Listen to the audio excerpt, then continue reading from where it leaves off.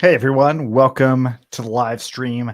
I had another live event that, due to technical difficulties, had to push, so I decided I would jump on YouTube. It's been a minute since I've done one of these live Q&As.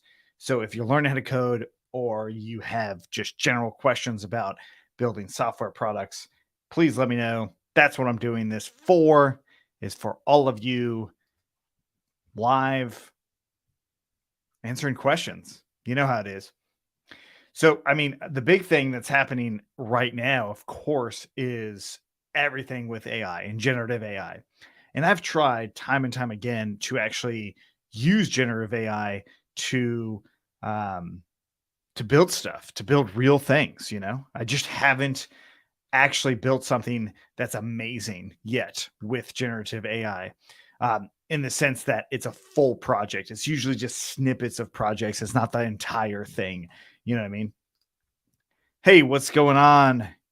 Cameron, do you go by Cameron or Cameroon? I'm assuming Cameron. Pakistan, hey, what's up? Thank you. Welcome. Everyone say hi. Tell me where you're from. I'm here to chat with you guys and answer questions if you have them, or just chat it up. That's cool too. It's going well. Yeah, I just was about to do another live event elsewhere, but due to technical difficulties, I didn't. So I'm like, hey, maybe I should just jump live on YouTube. It's been a minute since I have, because I've been busy with all sorts of stuff. You know what I mean? How's it going with you? Hey, what's going on? Where are you from? Tell me where you're from. Kenya, nice. Julius, welcome. Mohammed, hello. Prashant, hello. Hey, man, the Springer from Uganda, nice. How many of you are using ChatGPT on a regular basis or something similar, or Midjourney, like image generation or code generation? I use it all the time. It's fantastic. It's actually made my job in life significantly easier with a lot of different things. And I find myself doing standard searches significantly less as well. You know what I mean? Um, but the thing is, like, contextually speaking, so I guess the challenge that I have in terms of teaching at this point is like, um, it's really the quality of question that you ask is how you get better results from these chat gtp or any of the generative AI stuff that's out there. So if you don't ask good questions, you're still not going to get good responses from these tools, at least yet. So I guess, like, one of the things you might ask these tools is like, what are good questions, or what are better questions than the one I just asked? That might be a good way to start really learning from it that much more. But it's such a great tool. Like, it's so cool to be able to just chat with something that knows you well. And I've used Bard a few times as well. Bard is fine. It's definitely going to get better. It's definitely has already gotten better. But there's still some limitations that I think aren't great yet. But soon enough, maybe. Hello. Hey, welcome. Thanks for coming out. You need a real-time Python and pandas projects, if I give you any informations. Real time. So pandas analysis, I don't know if you would use it real time. Pandas is usually more of like an asynchronous thing. So you do it some other time and use pandas for analysis and all that. Uh, Hopefully that answers your question. You've used it. Nice. Which one do you like? Do you use GTP4? Do you use the actual API? Or are you just going to ChatGPT? And if you're using the API, what are you building? What are you working with on that one? You know what I mean? From India. Nice. Welcome. It's probably early in the morning, huh? Prashant, my Django videos are helpful. Thank you very much. Live after a long time. I know it's been a while. Thanks for coming out. I've been working on all sorts of other things than doing live broadcasts, but I probably should do more lives. It's really just a question of time at this point. You know what I mean? I probably need to upload more videos to YouTube as well, but I'm still trying to navigate exactly what to do in terms of videos because of ChatGPT, because of these AI tools. And my sense is that people still really like going through a video and being walked through in many different ways. But you guys tell me. Thank you for providing knowledge for free. You're welcome. Thanks for coming out. A lot of this is thanks to sponsors as well, both directly to any particular video, but also to advertisements and stuff like that. So YouTube really just makes a great platform for that. And then, of course, on my website, cfe.sh, I've got a lot of customers there that also help really support what we do here, which is great. It's been a long time. I know it's been way too long. My tutorials have helped you. Thanks, Saeed. I'm glad. GTP4, yeah. So you're using the API. Are you building it into apps, or are you just doing it on your own? Are you using Auto GTP or any of those tools? Thank you, appreciate it. I helped you getting started with Django. Now you have a business built on top of Django. That's awesome. Congratulations. Is it a SaaS business, or is it something else where you're just using Django as a core driver, a part of the business? And also, like, do you have consumers? Do you have end users on there, or is it like just internal use? All that. That's pretty cool. Of course, I'm curious what the website is and what the business is. Maybe you can tweet it at me at some point as well, whenever you get a chance, at Justin Mitchell. Yeah, but that's really cool. Excited to hear that that's what you're doing, and I was able to help you with that. Greetings from Poland. Hello, darkness, my old friend. Just kidding. Of course, Sound of Silence. So is Django a good fit for a financial wallet or a fintech related business?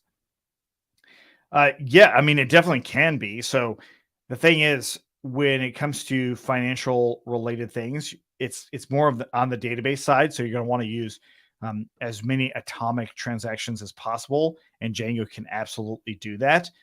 So as far as a web application is concerned, it can be used for those things, but there's a lot of security concerns that come into all of that that you would need to be aware of. You know what I mean? Thank you. Appreciate it. I'm glad you enjoy what I do. I enjoy it as well. Sometimes not so much, but most of the time I really enjoy it because I basically get paid to learn. That's essentially what I do. I learn something, I get better at it. I teach it, I get better at it. I learn some more, I get better at it, and all that. Where am I working? What company? My own company. I have my own company that does all of this stuff. And I have a bunch of different sponsors that really help make that happen as well, which is pretty cool. My e-commerce project is awesome. Thank you so much. Appreciate that. Love from India. Thank you. Thank you. Nice to meet you. Nice to have you here. What do I think about AI taking software developer jobs? My thoughts on this. Yeah. So is AI taking software developer jobs? No, I think it's actually making more software developers, actually. So it's helping more of us become software developers, which is actually a really, really good thing. Is it actually removing someone's job as a software developer? No, I think it's augmenting it. If you think of it in terms of like having a bunch of interns now at your disposal, that's exactly what I think AI is doing right now. Will it take these jobs? That is yet to be seen. But realistically, I think we'll start to see a lot more people become software developers as a part of their job because they have this tool. They can use this tool to build software. And I imagine a world where it's just going to be one of those things you do. I mean, I sort of think this way I've thought this way for a long time prior to generative AI, that more and more people will know how to control a computer with software. And there's more and more tools that make that possible, that sort of abstract the programming of it all. Right. So like I use abstractions too. So Python and JavaScript are not binary. I'm not actually writing the binary or any of the machine code that actually runs the software. So it's really just an abstraction. So the no code tools is also an abstraction. So if you know of people that use Zapier per se, and they don't call themselves a programmer, they are a programmer. They're just programming in a different way than maybe you and I do it with Python or JavaScript or Ruby or PHP or many of the others that are out there, right? So realistically, I think AI is just helping augment all of us to being programmers and doing all sorts of new, interesting things.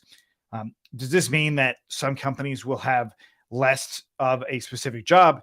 Probably, because like I know I can get a lot more done with coding now because of these tools. I can solve problems a lot faster, and I can actually collaborate directly with ChatGPT. I've had so many conversations, if you will, with it where I'm trying to diagnose the problem myself along with this tool. But the thing is, like, I have the advantage of being able to code, so I'm able to have a really productive dialogue with it. And I think a lot of beginners can also have this productive dialogue as well. It's just a matter of being willing to do so and trying things out at the same time. So that's kind of where I'm at this point. What stack do you use most of my work apart from Django?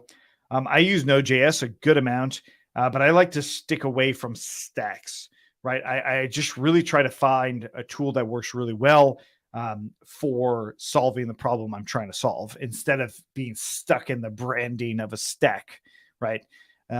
So if I come to find that Fast API is going to do the job better than Django, then I'll use Fast API, or if Node.js, I'm going to use that, right?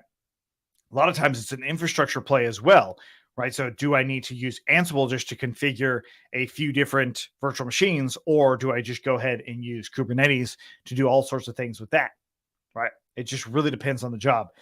And the front end is also the same. I tend to lean now with HTMX and Vue.js on the front end. Vue.js, because of how small it makes it. I really want to start playing around with Svelte a lot more because I think it turns into pure JavaScript as far as I understand. So you don't need a third-party dependency at all like Vue does, again, as far as I understand. So yeah, I tend to stick away from stacks. And there's certain people that still use vanilla JavaScript. I use it sometimes. People use jQuery as well. Also use it sometimes. So yeah, there's a lot of things that you could you could do. So I would recommend sticking away from the concept of stack and just find tools that work really well to solve the problem you're trying to solve. This isn't always possible depending on a job, of course, right? So certain companies have a stack in place that you'll have to learn about. And then again, that's about learning what solves the problem that you're facing. So in this case, it'd be solving the job, solving for the job, right? So yeah. You're a big fan. You've been following me since the first semester. Now you have a job in DevOps, site reliability engineer. Good for you. You've always wanted to go in the dev side. Anything how to switch things up to pursue a dev plus DevOps. Cool. So you want to build more applications, I suppose. So the thing is, if you want to build more applications, just start building more applications. When you have free time, just go and build them, and then you'll start to build a really hopefully a big portfolio of applications you've built before, and then you can start offering them. The other thing is you can look at job listings that are out there right now for software that you could just hit up the company and be like, hey, this was my thoughts. I spent about half an hour on this. If you're interested in doing more, cool. If not, you can just use it. Great. Right. So you can actually start building value for the places that you might want to have hire you without actually working there. And they don't even have to have a job opening per se. You could just build an app and be like, hey, I thought this would be really good for these reasons. What do you guys think?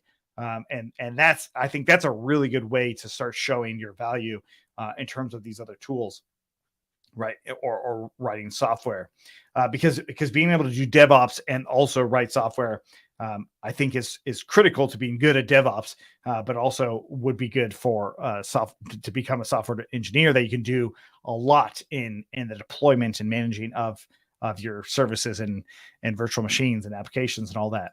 So a SaaS B2B that also built in ChatGPT for messaging auto responding. That's cool. Great. Do you have a lot of customers? What's your run rate? Really, really interesting, Ben. Thanks for sharing. Need a tutorial on deploying Django with Docker and Postgres. I already have one. It's called, I think it's called Django and Kubernetes or something along those lines. Once you know how to deploy to Kubernetes, you can deploy your containers anywhere. I also have stuff related to just Docker itself somewhere on my channel as well. So definitely check out my channel for all that. Even if it's an older version of Django, most of the concepts will definitely still carry over today, unless it was like Django 1.8. But the thing about Docker is you can use Django 1.8 really well, even today, even though there's security concerns, of course, with older versions of software that are no longer supported, but the learnings are still there. You can always upgrade later.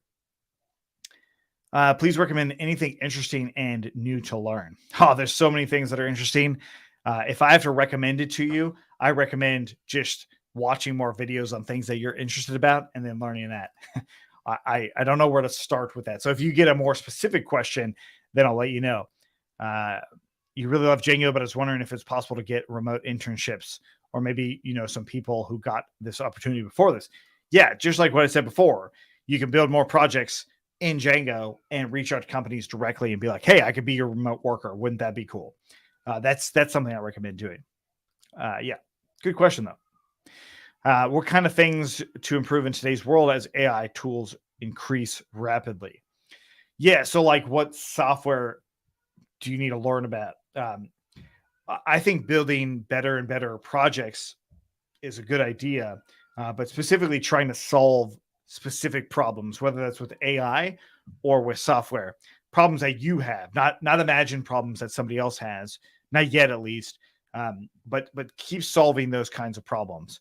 So for example, if you like to plan out your week a lot, right? You plan out, or maybe you should be planning out your week. I recommend that you do, even if it's just tasks.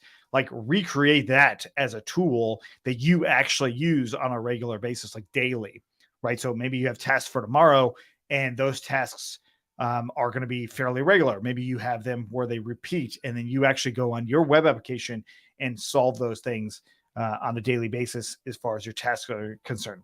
Something like Asana, but your own version of it that solves every part of these tasks that you have problems with. So that's what I think, because you can use AI to solve those problems as you find better and better problems, then maybe it will be applicable to other people as well. So you can make a business out of it, or you could partner with somebody to make a business out of it, or you could go work for a company that is already trying to solve that same problem. A lot of times, if you solve these problems and you just open source the tool, that will probably get you a lot of opportunities that you might not have otherwise.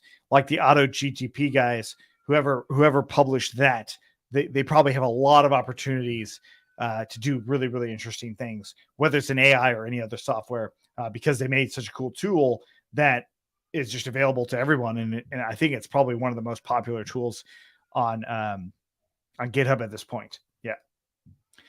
So are you saying I shouldn't use the Django REST framework to build APIs for my wallet? I didn't get your answer quite well. Yeah. So you can absolutely use the Django REST framework to build APIs for a financial wallet. Yes, you can do that. But when you store things, you want to use an atomic transaction. Look it up on Django. It's a way to make sure that the transaction is saved in the database for sure. It's a much more robust way to make that happen, especially in terms of wallets or inventory and stuff like that. It's fairly straightforward on how it's done. The documentation, I think, is really good for it. But the other parts that you would also need to approach with financial is how to secure everything. And that's definitely outside the scope of what we're doing here. But the idea being that, are you storing any keys whatsoever in an insecure place? Any keys or passwords in any insecure place whatsoever? That's a big concern with financial institutions, as it should be. So, I mean, there's options on how you can solve that, but then also your policies in place for rolling those keys, or the access people have to those keys, or software has to those keys. It's a big discussion that you would end up having. Now, if this is a real project for real life, those are the things that you'll want to really be concerned about. If this is something you're just learning about, then doing the atomic transactions is a good way to really learn a lot of those things. So let me know if you have more questions on that. Thanks, Prince Will. Love from Nigeria. Thanks. Appreciate it. Love from Texas. Where will there be a Fast API course? I have some already, but will there be another one? Maybe at some point. It depends on what it is that we're trying to do specifically. How much front end should a back end developer know? That's a good question. So I think that you should know how to do HTML, CSS, and JavaScript, at least a little bit. Hopefully a lot more than a little bit, because it will help you with the discussions that you have with people who are really good at it. And then also help you understand when you can push back on some of the requests that they are trying to have from your API services and all that. Assuming that's what you're doing, you're building just the API for the back end. But like if you know Django, a lot of times you're working on the front end and back end because you're doing the template engine and all that. So I think having a good sense of the front end is a good idea. And that's where like full comprehensive projects will help you understand those things and hopefully ask better questions as well. Uh, Tajikistan, hey, thank you. I impacted your career. Thanks, Jovid. Thanks for sharing. Appreciate it. Um, when you have an idea for a project, how do you start implementing it? Do you sketch design or do you start coding? Um, I start coding, right? I might make a list of features that I want to have and how I think those things are going to work, but it's a really short list. And it's like, oh, authentication. Obviously, I need that. I need users to be able to log in. Okay, that's not always obvious, but or it's not always needed, I should say.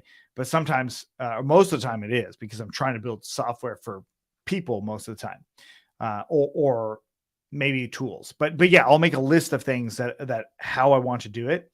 The design is sort of secondary to the features that I want to build. And it also, you want to like chisel away at a design. You'll do multiple iterations. Once you actually have the a lot of the logic in place, that's when you can start really thinking about how to design the front end of it. Now, this isn't always true. It also depends on what you're trying to do.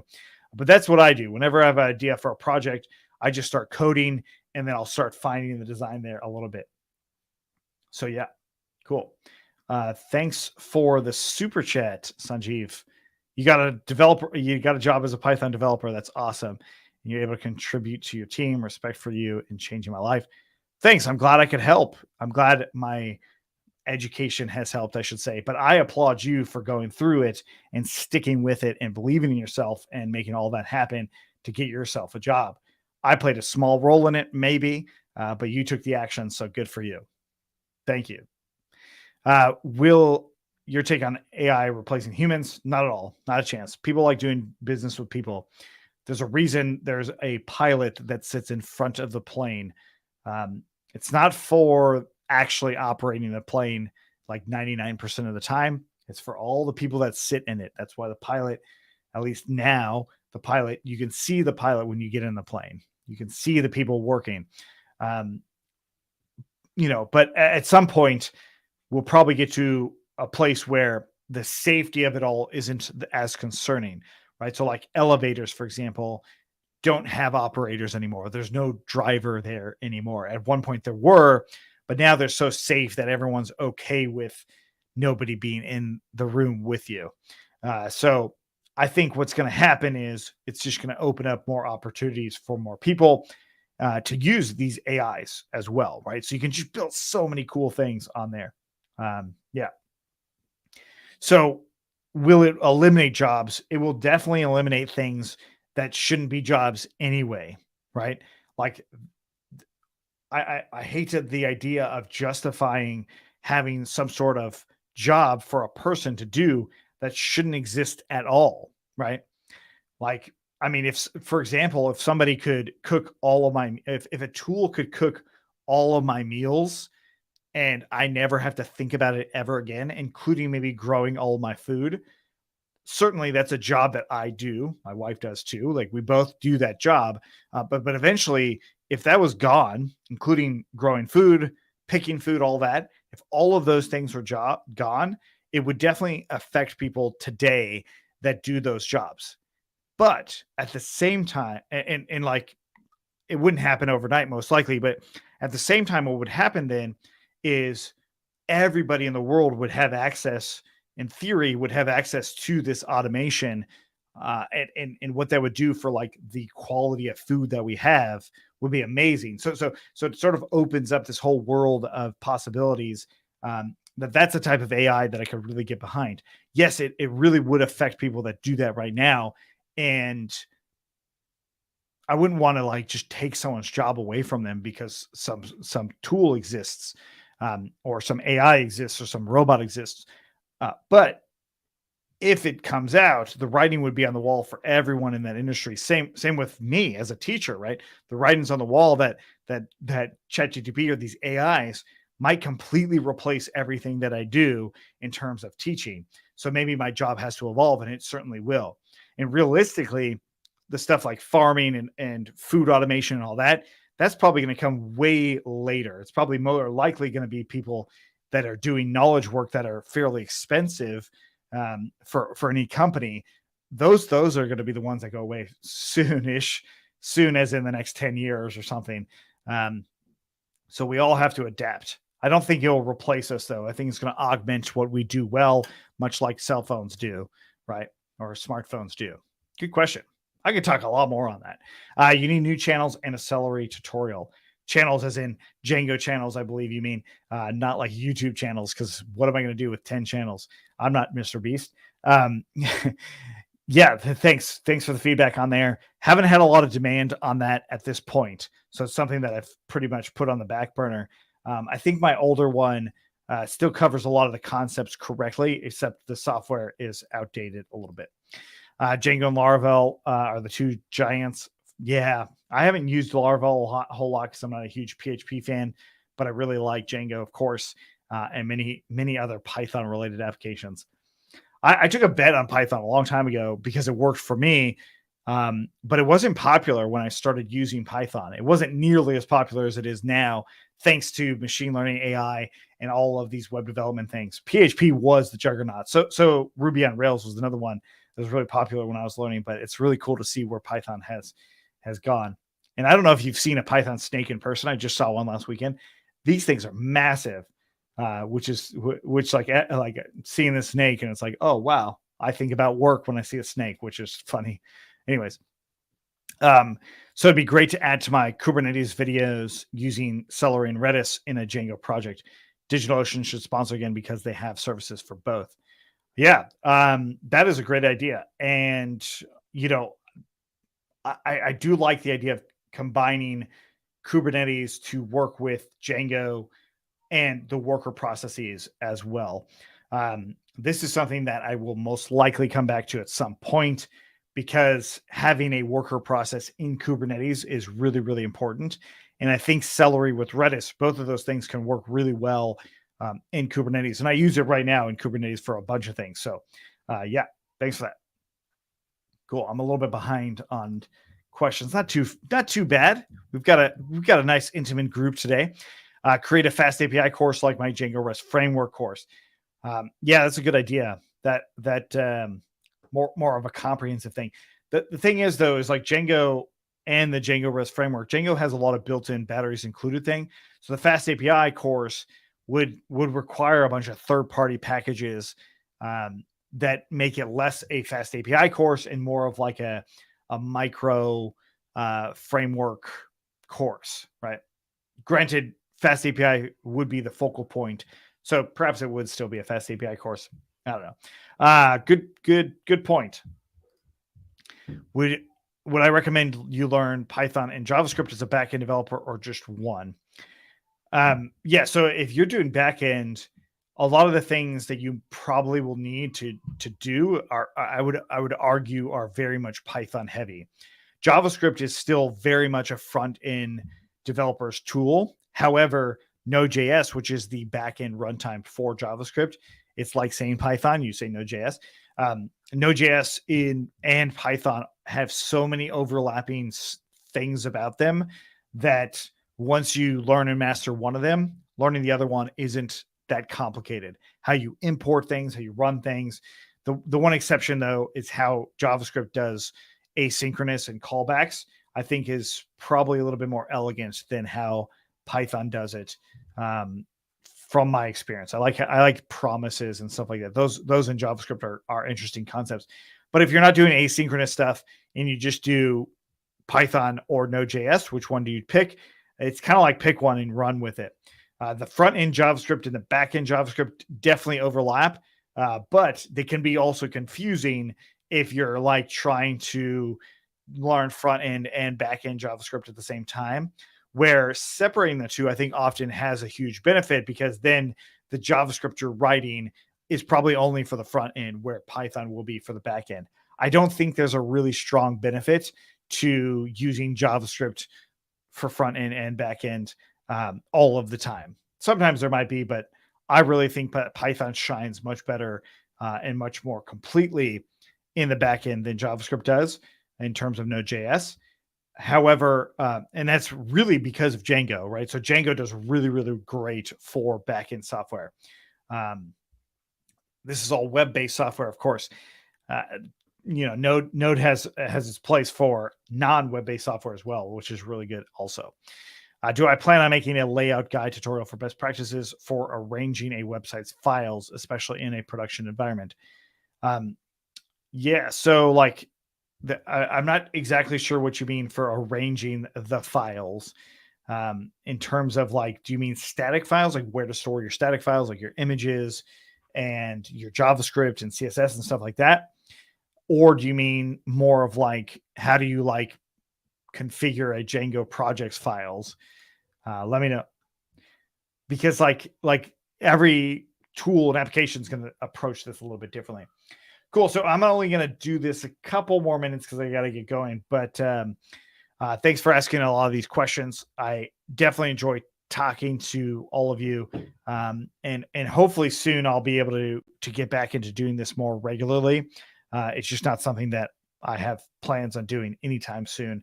And hopefully I can do more shorts too. Have you guys liked the shorts? Have you watched any of them? Have you watched them here on YouTube or somewhere else?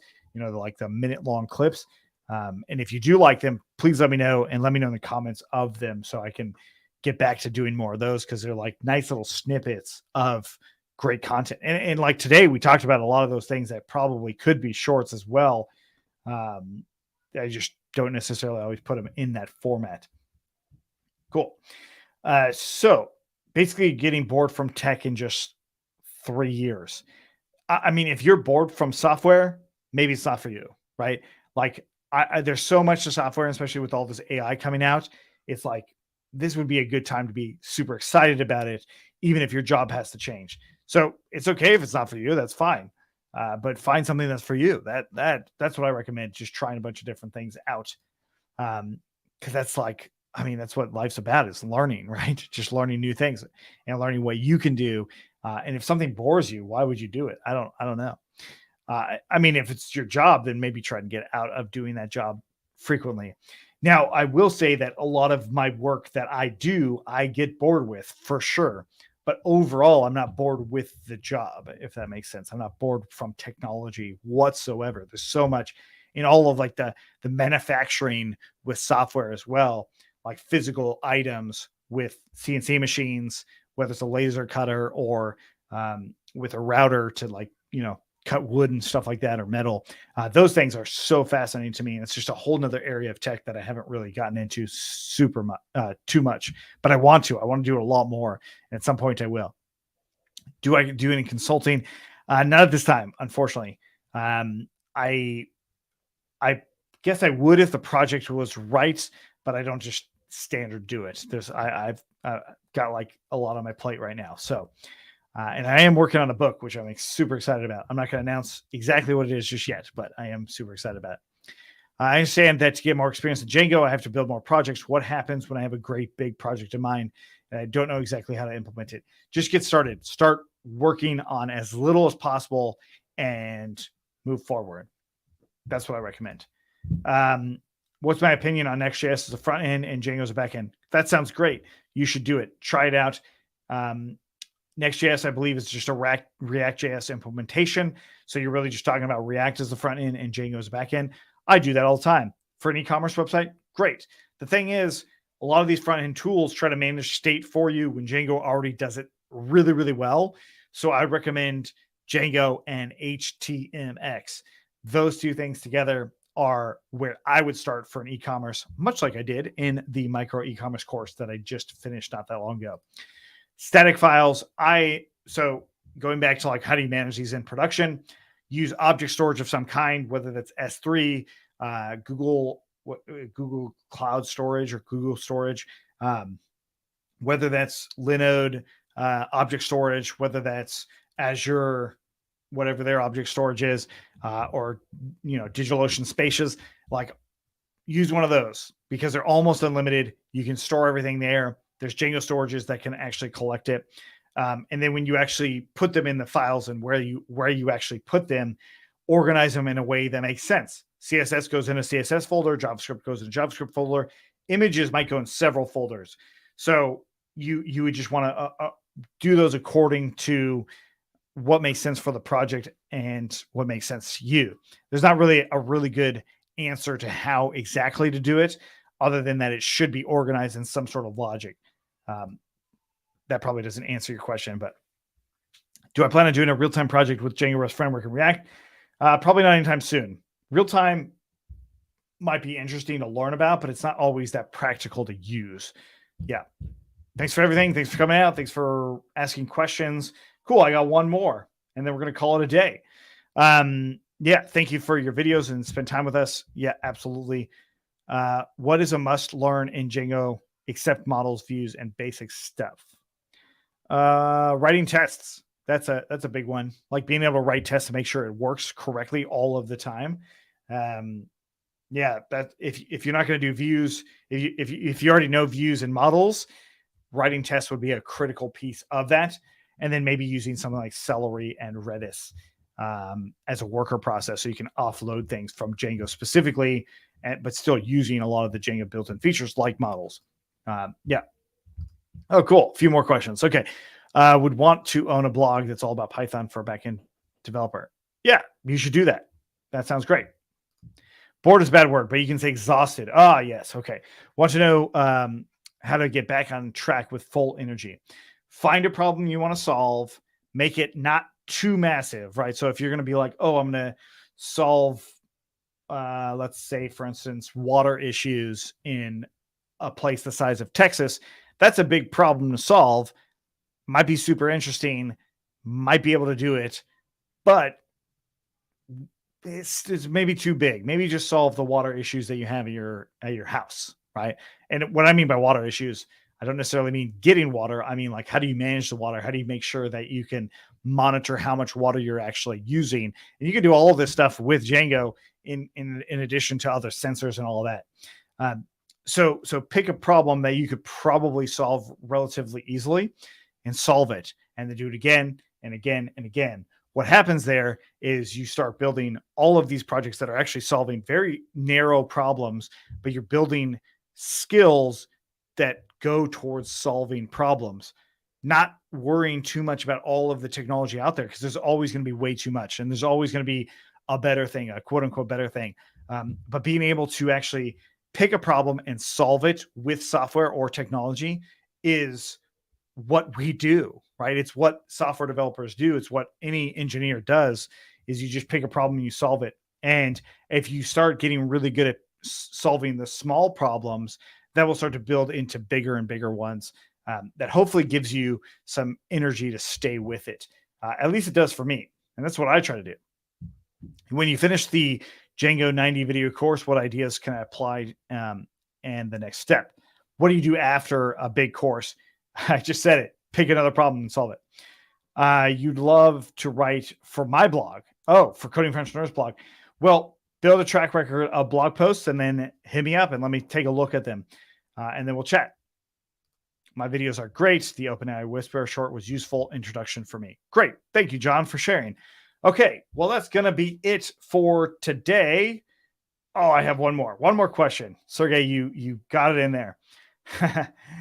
Could I do a series of small doable projects in Django? Say your personal Instagram in Django, your music player in Django, your own WhatsApp in Django, and so on. These sound small, but even the micro e-commerce course that I did was over 4 hours, and there's still a lot to go for it. So it's not really that small. Everything that feels small is not really that small. Django can do a lot of great things, and perhaps with third-party packages and stuff like that, you could probably make it smaller, but it's not going to really ever be that small when you're talking about these full comprehensive solutions. Like, for example, the personal Instagram in Django, you have to have authentication, right? Like, you have to have users being able to log in. How do you do that? How do you do it sustainably, and how do you do it in a way that makes a lot of sense? Now, the Instagram of it all, what is that? Just uploading images, or is it also editing them? Is it also adding filters and all those sorts of things? Now it's not so small anymore. Music player, where do you get the music? How do you play it? Do you have to like upload songs and stuff like that? How do you upload songs? Can anybody do it? You know, there's a lot of different questions that come in with that. So the small would be one piece of that. Like, how do you upload an image? Boom, that's small. Perhaps not a full project, but it is still small enough that is obtainable. So these questions that you're asking, how do you break them down yourself? Like, this would be a good exercise. How do you break them down into smaller chunks yourself as to what needs to happen in there? And you could do it by just going through each feature on one of these apps you really like and be like, oh, what's happening here? In the case of Instagram, I want to post on Instagram. Well, what has to happen in order for that to work? Then you'll start to diagnose like what's small and doable yourself, and then come back to me and hit me up with some of those questions. From Hong Kong, now my Django course number 71. I have a lot of Django courses, so I'm not sure which one, but thanks for watching, William, and thanks for coming by. Should you learn React for the front end? I personally now really like Vue, and I've heard great things about Svelte.